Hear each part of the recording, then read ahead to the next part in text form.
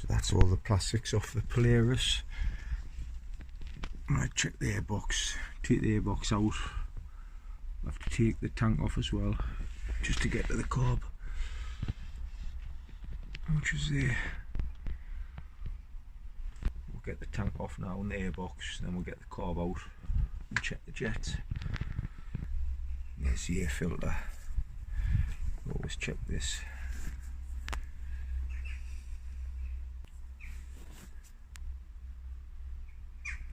Just give that all a clean out.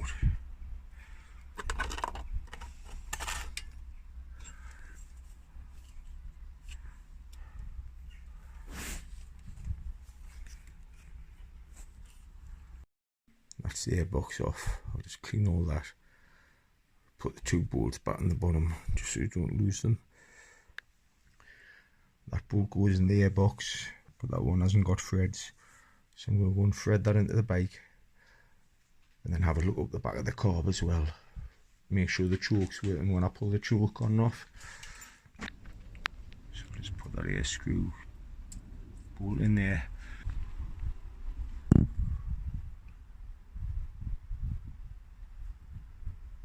So the choke's working alright. We'll get the carb off next. So that's the tank off now. Take everything off just to get to the carb. These 2 little 8 millis. So we'll get the carb off now. That's the carb off now. There's a slide. So we'll go and get the bottom off now. Check the jets.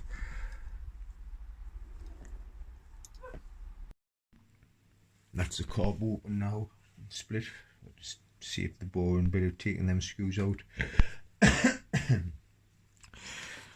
There's the main jet, there's the pilot jet. It's probably the pilot jet blocked. But we've got the floats here. What I normally do, because if your floats were jammed open like that, it would just let petrol out the overflow pipe. But when your floats are like that, they're shut, so there should be no air coming out. But if there is air coming out when you blow down the petrol pipe when they're shut like that, that means the seat in there, what the needle jet valve fits into, there's a little rubber ring round underneath that brass part. That means that's leaking petrol into the bottom. Even though the floats are shut, it's still leaking petrol in the bottom, so it'll still flood. So what I do, just put this other pipe onto the petrol pipe. When they're upside down, the carb, I blow through the pipe and I'm blowing there. Recording no air, lift the floats. You can hear, so that under that brass part, the little rubber ring, when the floats are shut, if that was gone, you would hear.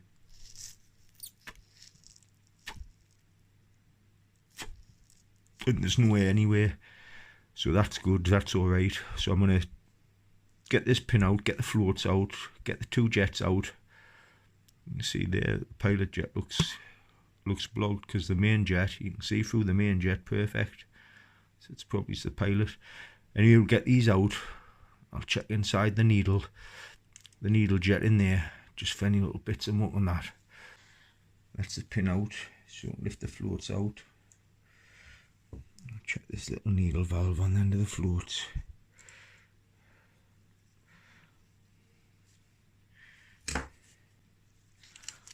Just make sure that's springing in.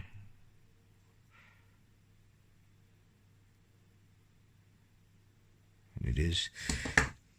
Just always check for wear on there, make sure the ends are pointy. Because if they're flat, they'll let petrol through there, because that's where the petrol comes through. Once the floats drop,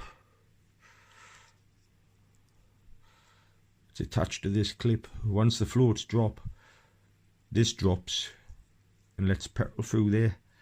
But if you've got a little bit of dirt in there, when you put that in with the floats on, this won't shut, so the floats are open a touch and you would hear, but there's no muck in there. What we're making it let petrol leak out the overflow pipe. So we'll get the pilot jet off now.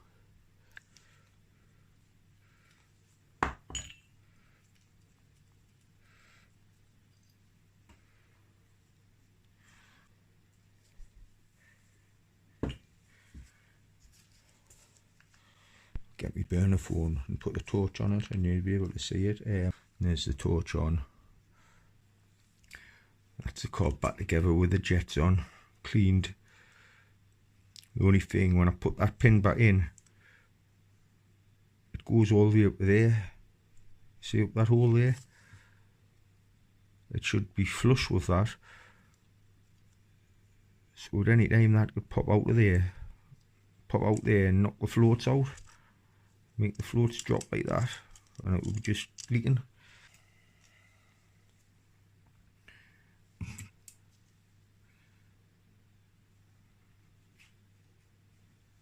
Anyway, right, so we'll get the bottom back on, and then we'll start putting the bike back together now. Just get them 4 screws in. That's all the carb put back together ready. I'll just undrying these this airbox and that. I'll dry in there with a rag soon. I'm just letting most of the water drip out. I've cleaned all this stuff out of there as well. But before I put the carb on, I may as well go and take the reeds off and check the reeds where it's all apart, because I'm not taking the bits again. So we're going to take the reeds off now, and we'll see if they're dirty or anything, just in case. So we'll get the reeds off. It's just them 2 10mm there. That's that off. There's no reeds there. I don't work on 4 strokes, so I don't know where the reeds could be somewhere else. Anyway, we'll get this put back on. So we'll get the carb back on and rig the choke lever up as well to the carb. So that's the carb on. The choke lever's rigged up. I've adjusted it a tiny bit. Just need to screw that screw in there. See if the carb in.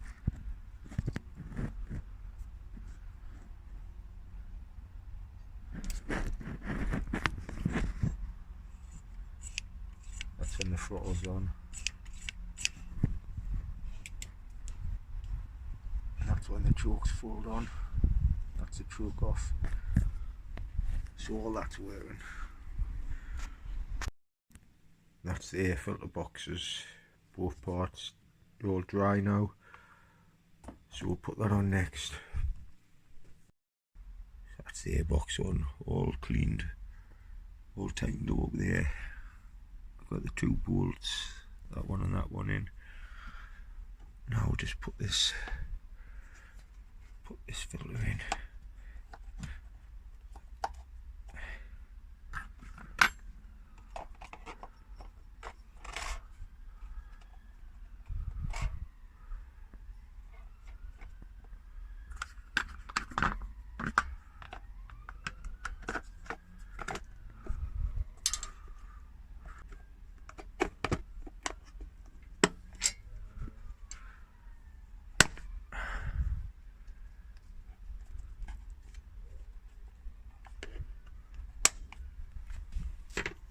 That's the air filter all on now.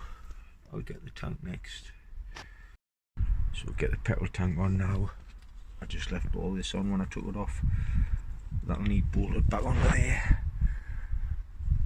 There's the 2 bolts for the tank. So we'll get that on now. That's the tank on. We'll go and get the key. See if it runs just before I put all the plastics and that back on.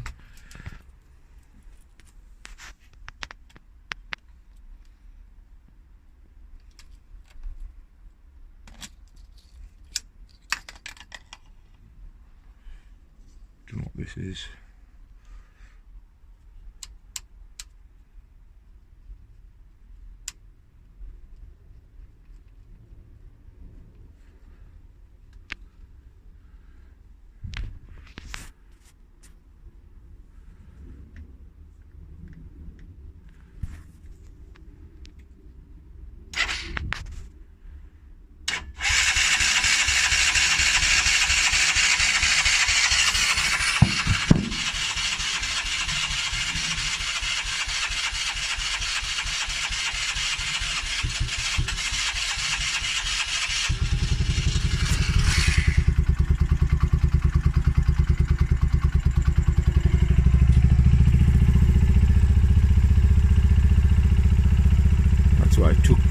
start because I didn't have the choke on. I've just put the choke on there, that's why the revs have lifted.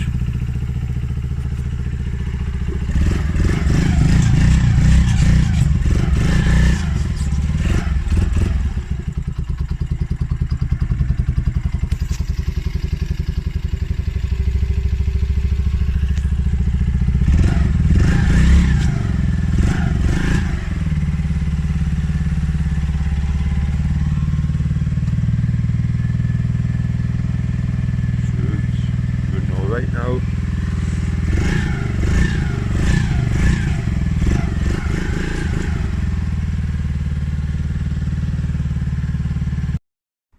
so now that it's running, I'm going to put all the panels back on, rig the headlights up to here, so we'll get all that on now and get the seat and that on. Let's put all the panels on now, just get it started up.